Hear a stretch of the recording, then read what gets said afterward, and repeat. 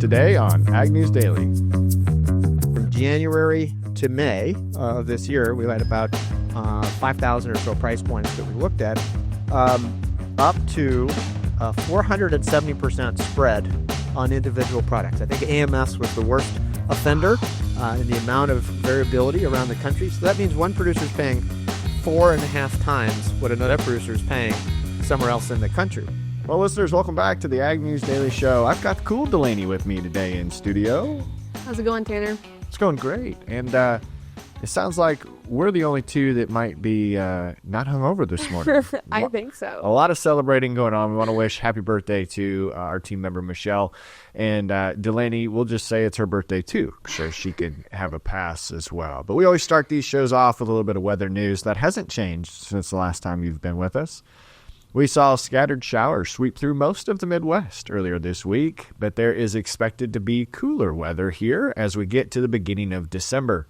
Some bursts of snow are a possibility as we head into the weekend. Specifically, one area in the Midwest saw temperatures that dropped to 20 degrees or lower, and that was parts of North Dakota. That's also where snow continues to linger.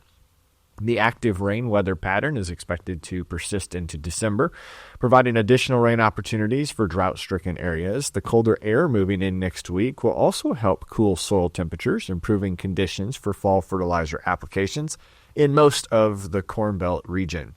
The National Weather Service says the 6 to 10-day outlook for November 25th and beyond predicts below normal temperatures from the Pacific coast to the north central plains into the upper Midwest. In contrast, the warmer than normal conditions are expected along the east of that line in western Texas up to Michigan, all the way to our eastern coast. So it sounds like we may have a cool Thanksgiving next week. Not bad as long as there's no snow then. That's right. We don't need a white Thanksgiving. We're looking for a white Christmas. Yeah. Corn and soybean harvest updates from the USDA ended last week as most harvest is completed across the Midwest, but the winter wheat crop is 94% planted and 49% rated good to excellent. That's up from last week's 44% and last year's 48% at this time. I would assume that rain that we got last week is helping us out there. We did see one combine running in central Iowa, combining corn, but our family's done, and it looks like most of the area is finished as well. Perfect, yeah. Public health officials have confirmed 6 new cases of bird flu among farm workers, 5 in California and 1 in Oregon, bringing the U.S. total to 52 cases this year. All reported infections so far have been mild, with patients responding well to treatment, typically involving antiviral medications. However, scientists remain vigilant for any indications that the avian influenza virus may be mutating to become more transmissible among humans. California has emerged as a U.S. epicenter for bird flu since its first infected dairy herd was identified on August 30th. The state accounts for 26 of the 52 human cases reported across 7 states. Washington state ranks second with 11 cases, followed closely behind with Colorado at 10 cases. I'm glad you got the word transmissible. I don't know if I'd have picked that up first thing this morning. Earlier this week, we saw Agriculture Secretary Tom Vilsack announce new federal initiatives aimed at supporting specialty crop farmers and dealing with their market challenges as well as disaster recovery.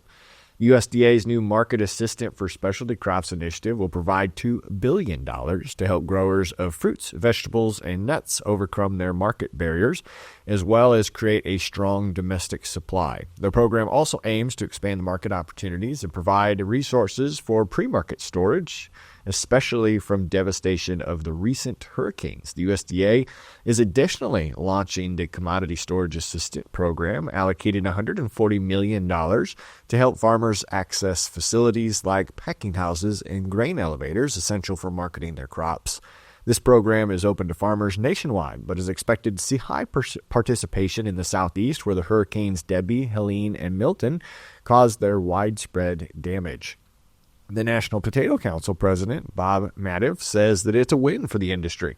After the potato industry has faced a series of challenges over the last 4 years, he says the relief offered from the USDA earlier this week also highlights the need for certainty offered by a fully reauthorized 5-year farm bill, providing long-term investments in research, trade, pest and disease exclusion, crop insurance, and other vital programs to the agricultural industry. But as we look at that, Delaney, we know there's a long road ahead on the Farm Bill. But Oh, yeah. how was your experience at NAFB? It was a lot of fun. It was fun to be kind of in the midst of everything and all the conversation that was having. So one of the challenges that's facing agriculture and farm is labor. We heard from those leaders in the space what they think the solution is from the recent National Association of Farm Broadcasting Convention. R.J. Carney, Senior Director of Public Policy with the National Association of State Departments of Agriculture, says he's been in the ag policy for 2 decades, and during his time, he can't think of when the ag workforce has not been at the forefront of the conversation. He says that one solution is the H-2A reform. So we do need to continue to find out what that answer is going to be.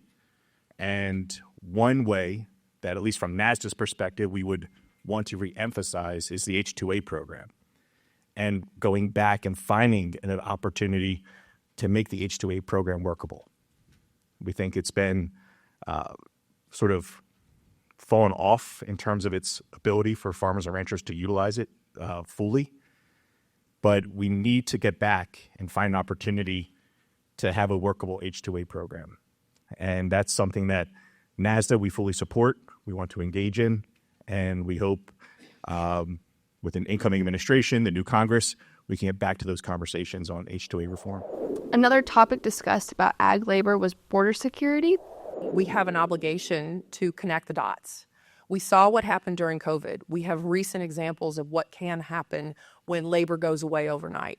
How are we going to connect the dots so that we don't have unintended consequences when folks who are very legitimately worried about border security, want to take drastic actions? So ag labor is not part of the border security problem, right? We don't have, that's not a connection that has been, that we have in our industry. We need to lift that up and talk about it. And what are the options for foreign labor? Well, Chuck Connor, the CEO of the National Council of Farm Cooperatives, explains. Yeah, we have a sort of a tagline that we use in this debate that I think is an important message for all Americans and all consumers to understand, and that is, particularly as it relates to the fruit and vegetable industry, your fruit and vegetables are going to be handled by foreign citizens, period. Now, do you want that handling to occur in the United States by foreign citizens, or do you want that handling to occur in a foreign country? And those are the two choices. There's no other alternative choice.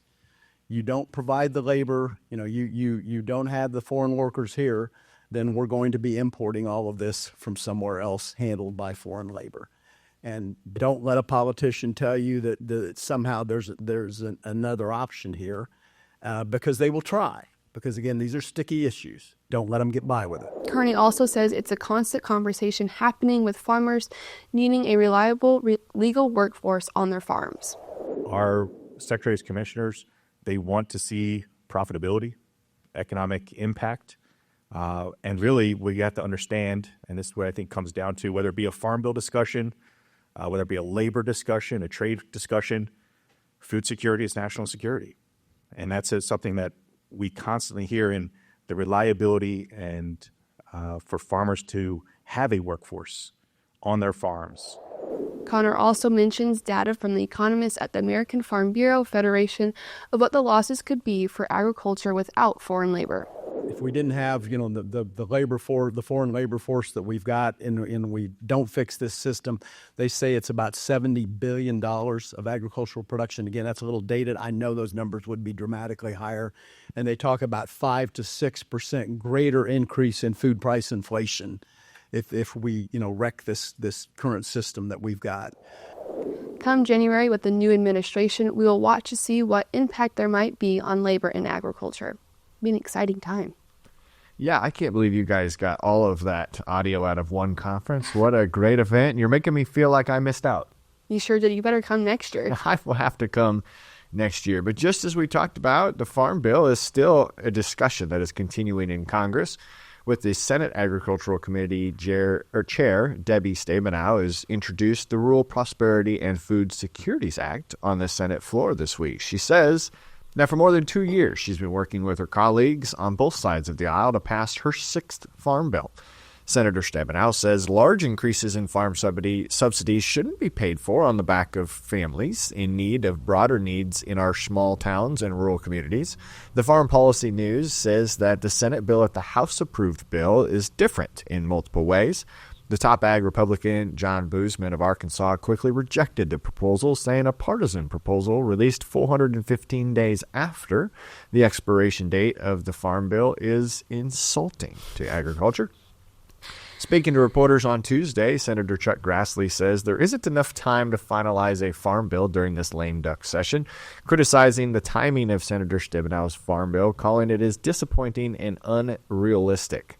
Grassley expects Congress to move another short-term extension to keep current programs running into the new year. He added that once Congress returns in 2025, Republicans will prioritize debating and passing the new 5-year farm bill. So as we expected, Delaney, no progress. What's new? In relation to the Farm Bill, the National Pork Producers Council has expressed disappointment from Senator Steinbaugh's Farm Bill text. NPPC President Lori Stevermer says it fails to provide a solution to California's Prop 12. She says pork producers have continually spoken up about the negative impact of this issue, and it's a shame these conversations were disregarded. In May, NPPC secured 100% of pork producers' priorities, and the House Agriculture Committee passed bipartisan 2024 Farm Bill. In June, producers once again secured all policy priorities in the Senate Ag Ranking Member John Boozman's 2024 Farm Bill framework. NPPC is urging both the House and Senate to swiftly consider and pass a farm bill this year that includes a legislative fix to California Proposition 12. Yeah, it seems like there's still a lot of conversation going on. We also love it when we get to add in a little Thanksgiving news, and we always like to throw in our Thanksgiving cost survey. The American Farm Bureau Federation's annual survey shows a slight break this year for holiday shoppers. According to the survey, the average cost of the Thanksgiving meal for 10 people is $58.08, or about $5.80 a person. That's 5%, Delaney, lower than last year, but still 20% higher than 5 years ago. The American Farm Bureau economist Bert Nelson says that shoppers will see the increases in prices of several items. Some of the biggest increases this year in the survey found on foods like stuffing, dinner rolls, and cranberries. The centerpiece of most Thanksgiving tables, that turkey, was what helped bring down that total cost of the dinner. The average price of a 16-pound turkey is $25.67. That's $1.60 a pound, a 6% decrease from last year. Nelson says this year's basket of goods reflects the overall economy. He says that while inflation has slowed down, it really hasn't slowed down enough to bring costs back to where the pre-pandemic levels were.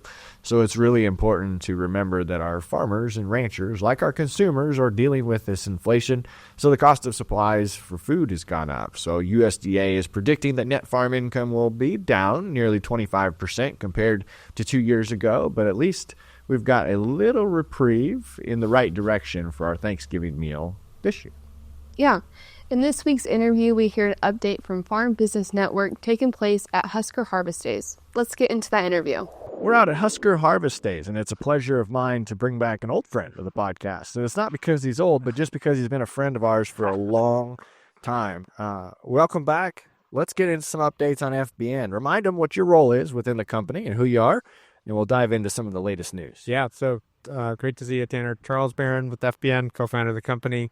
So we started it 10 years ago. It's now been 10 years, which is hard to think, but a lot of things have changed over 10 years, and it's been fun to see it start from an idea of just a handful of farms into something much bigger. Isn't that wild to say? There's a lot of things that have changed, and it's true. There's a lot of things that have changed within FBN, but there's a lot of things that have changed within the agricultural economy as well. Yeah. So let's hit in on the first one, which is the low-hanging fruit, one of the biggest values that you bring, and that's the financing options, because we've seen interest rates climb. Yeah, we haven't seen them go back down yet. Right. So what do we got there for an update? Yeah, well, there's a range of things. I mean, over the time, FBN has become, one of the largest non-bank lenders in farming, and we do a bunch of different things. We do real estate loans, we do operating loans for farms, we do input loans, which is very popular. We do equipment loans, and we even do some cash out programs with things like Farmland Capital. We've done over $2.5 billion with a B. with a B. Wow. Of credit in one form or another to our growers over that time. Real estate is definitely one of the most popular ones with farmland, and it serves at nearly, I think, all 50 states we've done loans in. But so there's definitely a bunch of different things going on. But right now on inputs, with high interest rates, as producers are looking at how to manage costs, we've come back out with our 0% program early season. Right, it's September here, and it's not payable until January 2026. So that's nearly 16 months of 0% that someone could be eligible for. And then one of the things we've always done, which our members love, is a rate lock program, so that farmers, if they hit a certain qualification thresholds, can get 0% all year long on anything. And one of the great things that at any time, so they can come back in April, they can come back in season, Right. whatever they need to do throughout the year. And so, for our platform, and FBN has, become a platform that carries a couple thousand products of inputs, chemical, biologicals, adjuvants, all manners of livestock supplies, a fully licensed pharmacy and pharmaceuticals, a feed program. All that can be done in the financing. And one of the really wonderful things for producers is being able to just do that one place, one credit line, very simple online process, and online application, online payments. Yeah, having a background in finance, that does make things much more streamlined. Yeah. A very uniform approach, because sometimes it can be a little bit of extra record keeping if you're spread out trying to take advantage of these opportunities. Right. And you've got to go do it. You got to do a credit app for seed. You got to do one for equipment. You got every single thing you buy. Everybody wants to copy your balance sheet. Yeah. Everybody, yep. And so we try to make that as easy as possible, so you can do it in one place, make it simple. And so, yeah, very, very popular program. And we just came out with it again for what is now going to be the 2025 growing season. And so, yeah, for any purchases in September, October, November, those can be carried all the way through January 2026. That's a huge value for your members. And remind our listeners, how can you be a member of FBN? FBN is free. So this is definitely one of the common misconceptions about FBN, because when we started, for years, we had a paid membership. It was $500 and it was about $700. And so I had all these farms at Husker, coming up and say, okay, so how much is it going to cost this year? And I'm like, it's free. It's free. And we wanted to make it accessible to everyone, because our business really shifted more from, having membership fees to the products that, we provide through the platform. So it is free. Anybody can join FBN at fbn.com. Now, that makes it handy. It also makes it, again, super convenient. Yeah. But you were kind of alluding into the products and the information that you guys have been able to get into and have an understanding and a lot of background on. Right. Before we got on the mics, you were talking about some of the significant savings that you've identified when it comes to herbicide programs. Yeah.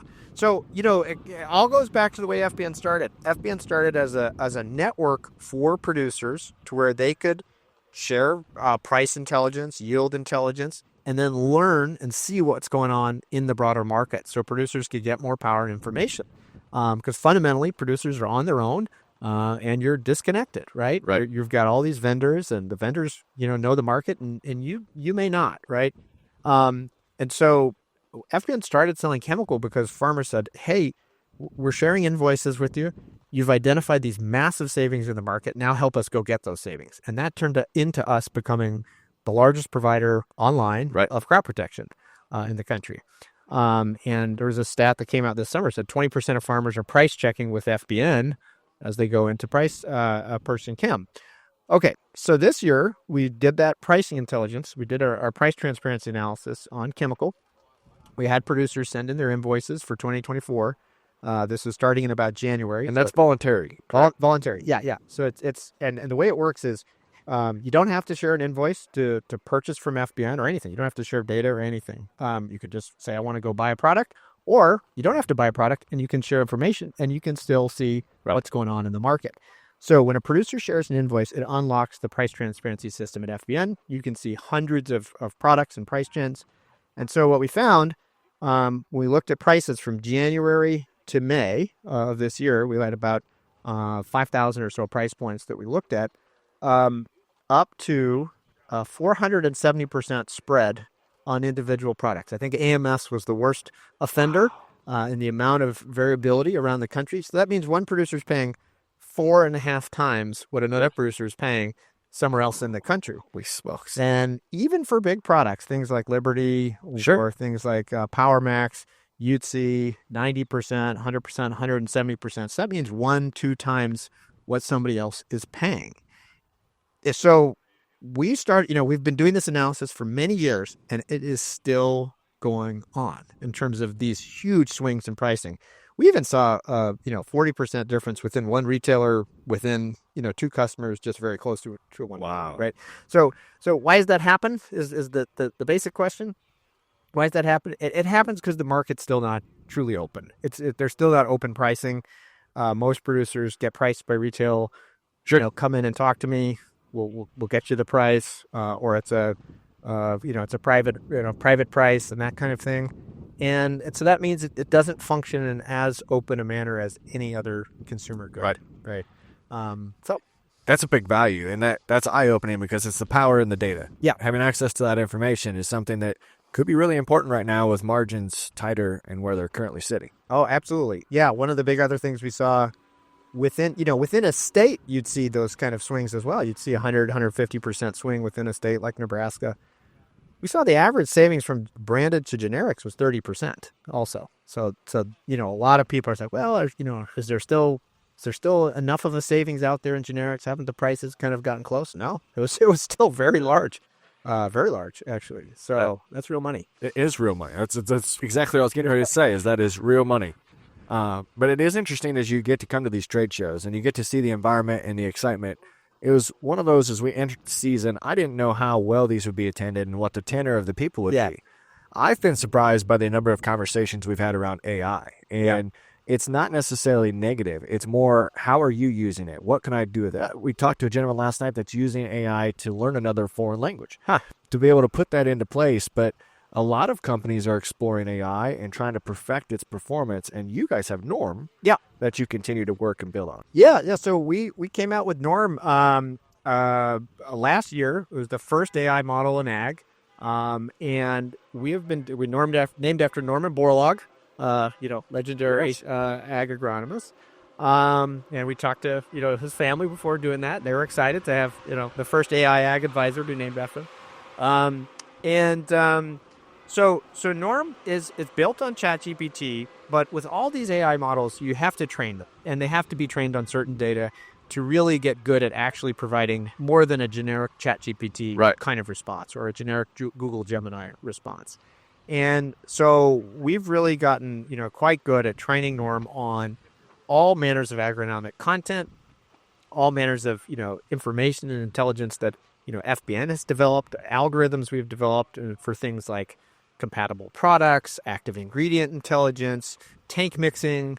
And so one of the big things we focused Norm on this last year was making Norm the best chemical assistant we could build, right? And so what that meant is we trained it on every label of products on the market. So 6,000 products on the market. Yes. It read in and analyzed those labels, active ingredients, plant back restrictions, rainfast restrictions, licensing, targeted pests, tank mixing, compatibility, what product can go with what. And then what we did is we put Norm on every single product page on FBN. So if you go to any chemical product in FBN, you'll see this little button on the bottom of the screen. It says Add Norm. And then you just tap Norm, and it will then prompt you to say, all right, what would you like to know about glyphosate? What would you like to know about atrazine? Right? And it is specifically trained on those products, and it will then, you can ask it anything. Right. And the thing to remember with AI is that it's not Google, right? With Google, you put in your question, like best price or cheapest flight to Omaha. Right. And then you get a response, and then you go to the site that has the answer. With AI, you actually kind of nudge it along. Correct. It's prompted. It's prompted, right? So you have to. So if you don't get the exact response on the first answer, like maybe you're looking for a little more information, say no. Actually, now make it an Iowa-specific recommendation or make it a Nebraska-specific recommendation for irrigated corn following a soybean rotation, right? And so the more information you give it, then it'll say, oh, thank you, I didn't know that. Now I would change the chemical recommendation to the following. Right? Yeah, it's the same way with us. Is I could prompt chat to give me interview questions for this interview. Yep. And then continue to reframe it as to, no, let's focus in on the financing packages and their AI program. Oh, and it's going to be with a certain individual, and we're going to be at a show in Nebraska to continue to keep refining it with the more information. I mean, it can pull and summarize all of that. The biggest thing that I see right off what you said is it knows 6,000 plus products. Yep. There's very few agronomists, period, that would have a working knowledge of half those labels. Yeah, exactly. And then you could say, all right, which adjuvant should go with PowerMax if I'm doing this is burn my down situation, program. correct? Yes, right. And you can say, how do I mix them? What's the application rate? What are 3 products I could use, and what are their application rates, and what is the relative profitability of each of those products? Because not only is it tied into the label intelligence, it's tied to the pricing on FBN, so it can then answer those questions economically. What we're going to also be doing this fall here is hooking it up to our market intelligence system. So FBN, you can go in FBN, you can see market bid prices every 15 minutes through the market section of FBN. You can get premium programs with sustainability. That was another big thing we did this year with ADM. We have a big joint venture there. So we manage all the sustainability programs with ADM. We paid out $30 million premiums this year for regenerative ag. Now, all that price intelligence on the market will also be hooked into Norm. So then you can say, where should I sell today? Or what should I be thinking about, based on demand signals in, the macro markets and with my local basis conditions? You're developing a tool here that's going to be like Norm from Cheers. Everybody is literally going to know his name. Yep. Because of the value it's going to provide. Well, that was the other thing I really wanted it to, when we said we're going to name it Norm or Norman, we said, should it be Norm or should it be Norman? I said, well, if it's Norm from Cheers, then we could say, hey, Norm. But then hey, Norm turns out to be trademarked. So we couldn't say hey, Norm. So we could say ask Norm. And that was the fun we had building it. But yeah, and actually you can ask it anything on machinery. Yep. You can ask it anything on the markets. And what we haven't done is also go in the next step is say, all right, let's hook it up to the soil database in FBN, the seed database in FBN. So there's a lot of potential. There's incredible potential. So imagine it, year or two in the future here. FBN has built the largest seed performance database ever through our members crowdsourcing that on price, yield, agronomic performance, population response, nitrogen response, just seed soil, every seed soil relationship in the country. We've processed, we have over 93 million acres of either yield or planting data that's been shared in, by our members to do seed selection. Okay. Now, if it's the norm is, seed is smart, then you could ask it for my fields, what's the best overall field or seed program with the following trait package. Yep. We've built other tools in FBN to do that. Our yield potential tool does that for every field. But Norm is not yet aware of your own farm and your own specific agronomic conditions. So ultimately, it can be a true co-pilot to your whole farm to help you make these very complex decisions. And it doesn't replace your current agronomist, your current advisory team members. This is a tool to put you in a position to where you approach them with more information in your pocket. Exactly. And often what people are telling us is like, look, I got a question. It's 11 o'clock at night. I'm going to be doing something tomorrow. Like I got to mix something. I got to spray something. I need to know if I can do something. I don't want to bother somebody or somebody's not returning my call late at night. So how do I research this? And it's kind of that first line of defense. It's going to give you that first question, your first answer. You can take it very deep as far as you want to go, or you can say, all right, now I need to talk to somebody more specifically. Right. Yeah, that's exciting. I appreciate you sharing the items that you've already shared here. And I know we could keep talking, but ultimately we're just going to run out of time. So if people want to go learn more themselves, what's the best way for them to reach out or connect with FBN? It's all at fbn.com. So you go to fbn.com. You can always call us at 1-844-200-FARM. But go to fbn.com. If you want to work with a person, we got reps who can work with you. We got reps who are in territories all across the United States. We have 24 facilities across the United States that deliver in 1 to 3 days to most of our growers. So go in and look at any product. It'll show you exactly when it'll arrive to the farm. take a look at the financing program. It's going to be the best way to buy inputs this fall. That's great. Always a pleasure. Told you it was going to be great. This is why he's a friend of the podcast. Thanks for coming over and having a conversation. Yeah. Great to see you. Well, Delaney, it was fun to do that interview, and I'm glad we got to share that with our listeners. Always love connecting with Charles there. We don't have Miss Howell here to give us a market update, but we did see some news coming again related to those tensions between Russia and Ukraine. That escalated this week as traders are watching to see if it will wreak havoc again on grains. We look like we're steady across this. So reminder, next week is Thanksgiving, so we hope you spend that with your families and loved ones. We here at Ag News Daily will not provide a new episode on Friday, Black Friday, so make sure you get your Christmas shopping done early. But thank you for coming into the studio this week, Delaney, and helping me out with the news. Of course, it's always fun to be here. So what do you say? Is it time to let the listeners go? Let's let them go.